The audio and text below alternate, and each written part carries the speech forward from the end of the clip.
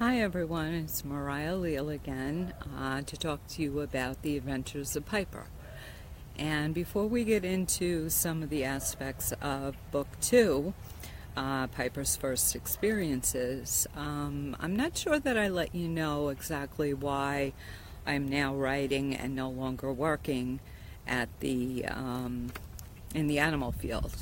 And that's because I was in a bad head-on collision that left me not only not able to work hands-on in the animal field, but not to work at all. And luckily, Piper came into my life at that time. My other dog was getting old, and the doctor said, get a puppy, that will help you adjust and get through the emotional healing. Excuse me.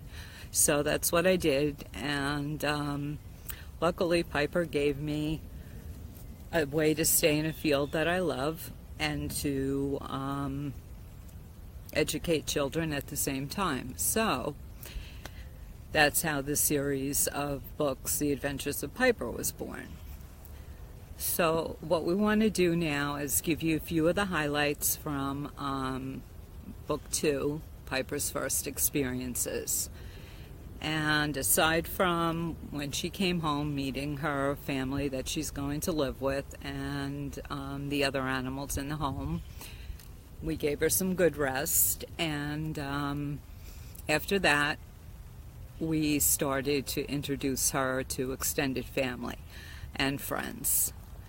And that's very important early on. As I said, socialization is one of the key things to getting puppies used to everything around them so that they grow up to be calm and well-adjusted adults. So, in addition to meeting different people, she was introduced to being groomed. Puppies by nature don't like their feet touched, so what you want to do is when your puppy is very young and they're sitting on your lap, make sure you play with their feet. Touch each toe, touch each nail. And as you do this, they will get accustomed to having their feet touched. When it comes down to the first time they need their nails clipped, they won't be freaking out as much. So Piper did have her first bath. I have my own grooming area set up in my home because I used to show dogs and they had to be groomed. And so we got her in the tub, and she really was pretty good with that.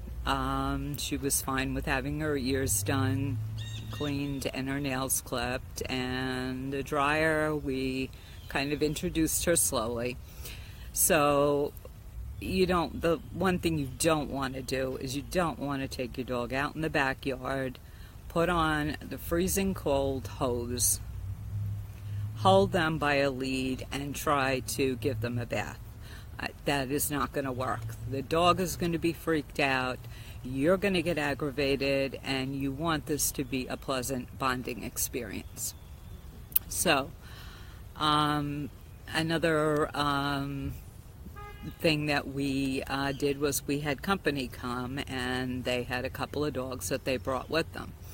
And it's a good friend of mine from upstate. And when they got here, Piper went into her crate because that was the safest and calmest place for her to be. And when everyone got settled, we then brought her out and introduced her.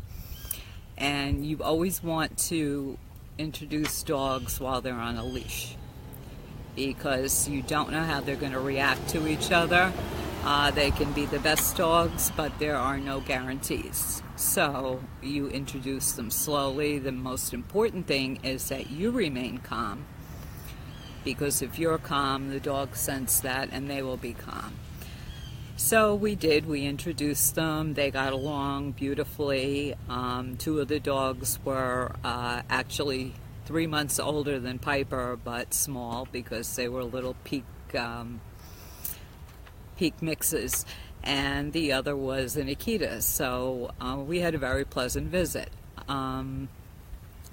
Besides doing that, you want to know how to handle your dog when you're dealing with a thunderstorm. Many dogs are afraid of thunderstorms, the lightning, the thunder. You don't know which it is that's bothering them, and the last thing that you want to do when your dog is showing fear is to cuddle them and tell them everything is going to be okay, you're a good boy, you're a good girl, because in the dog's mind, this is just reinforcing the fear. So what you want to do is distraction. You want to play with their favorite toy, you want to put music on, you want to go over their obedience commands with them, anything that's going to take their mind off of what's going on with the storm. The same thing goes for the 4th of July. One of the most noisy holidays, and unfortunately some dogs go through most of their life being fine, and they develop a fear later on in life. But you want to, right from the time they're young, if they show any kind of sense of fear or whatnot, make it a happy time, make it a distracting time. And other than that, some of the things that Piper had to deal with that we exposed her to, because she seemed to have qualities to become my service dog, is we got her used to riding in an elevator, and we got her to a lot of stores will let you, if you go in and your puppy is well behaved on the lead, if you go in the automatic door and then come out the automatic door, they really won't say anything because they know that you're doing training. The pet shop, of course, is a good place to get the puppy used to different smells and sights and sounds. I like shopping centers because you have the carts that make a lot of noise. You have people back and forth, some bicycles, traffic. They'll get to meet a lot of people, and they'll definitely be exposed to a lot of the sights and sounds. So the more you can expose them to when they're young, the more you're going to have a well-adjusted, calm, basically good canine citizen as an adult. And that's what you want to strive for, whether you just have a wonderful household pet or if you have a dog like Piper that turned out to not only help me as a service dog, but to also go and educate the children. So that's about it for today on the Book 2, Piper's First Experiences. And we can't give away all the secrets on here. We want you to read the books. We're going to be going upstate the beginning of April and doing a few presentations at libraries up there.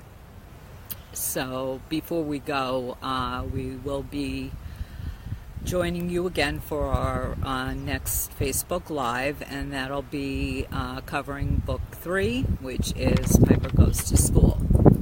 So until then, treat your dogs with kindness, but give them discipline, just like children. That's absolutely needed. And give them a good cuddle before you go to bed.